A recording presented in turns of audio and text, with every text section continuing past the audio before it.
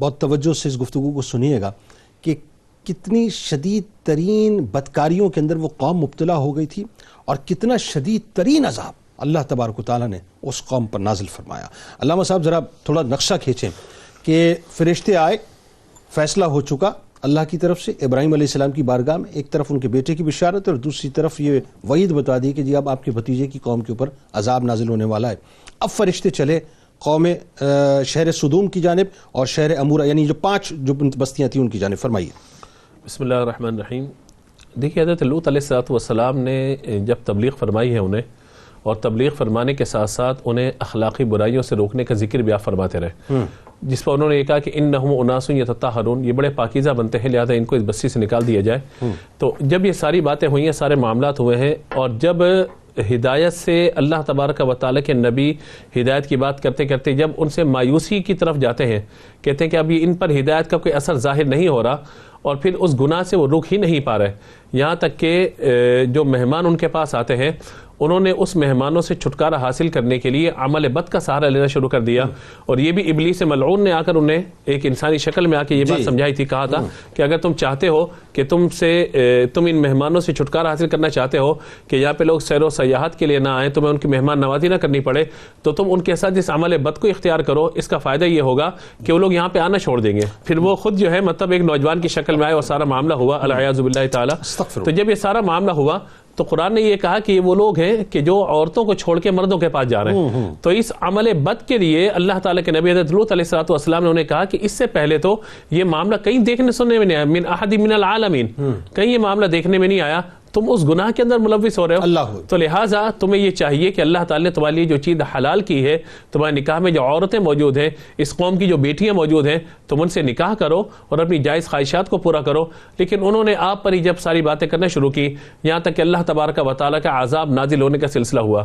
یہاں پر ایک تاریخی حوالے سے ایک بات کی, جو قصص لکھنے والے ہمارے علماء ہیں جنہوں نے قرآن پاک سے واقعات کو جمع کیا ہے, انہوں نے اس بات کو خاص طور پہ لکھا ہے کہ قوموں پہ جب عذاب آیا تو وہ رات کے آخری پہر آیا, کیونکہ جو آخری پہر ہے یہ 2 چیزوں کے لیے ہے. یعنی رات کی تاریکی جب چھا جاتی ہے تو اس میں 2 چیزیں ہیں, گناہ گاروں کو گناہ کرنے کا موقع مل جاتا ہے اور نیک لوگوں کو اللہ کی بارگاہ میں گری اوزاری کا موقع مل جاتا ہے. کہ یہ وہ خاص اوقات ہیں. تو یہ وہ معاملہ تھا کہ جب قوم لوط پہ عذاب ہونے کا معاملہ آیا, اللہ تعالیٰ کے فرشتے انسانی شکل میں تشریف لائے اور حضرت ابراہیم علیہ السلام نے ان کے لیے دعوت کا اہتمام کیا. پھر کہا کہ کھانا کیوں نہیں کھاتے. تو پھر یہ سارا معاملہ جب ہوا, واقعہ ایک الگ ہے. تو جب وہ واپس جانے لگے ہیں تو حضرت جبریل امین علیہ السلام کے حوالے سے یہ بات بیان کی جاتی ہے کہ جب ان پر عذاب دینے کا معاملہ آیا تو حضرت جبریل امین علیہ السلام کو اللہ نے اتنی طاقت دی ہے کہ 5 بستیاں آپ نے اپنے پروں پر اٹھائی ہیں اور بلندی پر لے گئے, اور بلندی پہ لے جانے کے بعد اس کو بالکل پلٹ دیا ہے, جیسے شہر کو پورا پلٹ دیا جانا. اور اس کے بعد قرآن نے کہا کہ ان لوگوں پہ اللہ تبارک و تعالی نے وَأَمْطَرْنَا عَلَيْهِمْ مَطَرًا, ان پہ اللہ تعالی نے پتھر برسائے ہیں. یعنی فقط یہی نہیں کہ اس بستی کو الٹ پلٹ کر دیا گیا, بلکہ جتنے لوگ وہاں موجود تھے ان پر سنگ باری کی گئی, پتھر برسائے گئے, اتنے پتھر برسائے گئے کہ ان کی ناشے ٹکڑوں کے اندر منتقل ہو گئی اور ان کا نام لینے والا کوئی باقی نہ رہا. میں نے جو ابتدا میں ایک بات کہی تھی وہ گائیڈڈ میزائل والی, وہ بات بالکل صحیح ہے کہ نام باقاعدہ پتھر کے اوپر ہوتے تھے اور جو بستی سے باہر گیا ہوا تھا اس کو بھی جو ہے باقاعدہ جا کے وہ ٹارگٹ کرتے تھے. ایسا ہی تھا نا. نہ صرف یہ, بلکہ آپ یہ دیکھیے کہ حضرت لوط علیہ السلام کی بیوی, انہوں نے اپنی قوم سے ہمدردی کا اظہار کیا. بار بار کرتی رہی, بار بار ہمدردی کا, وائلہ نام ذکر کیا گیا, بار بار ہمدردی کا اظہار, ہائے میری قوم, ہائے میری قوم, ہائے میری قوم. تو کیا وہ ایک پتھر اس کے سر پہ بھی آ کے لگا. اور یہی حال نوح علیہ السلام کی بیوی کا بھی تھا نا. تو یہ ہمیں دیکھنا چاہیے, سمجھنا چاہیے کہ اللہ تبارک و تعالی کی ناراضی والا معاملہ اس حد تک اللہ کو ناراض کر دینا کہ پوری بستی کو تہس نہس کر دیا جائے اور پتھروں کی برسات کر دی جائے.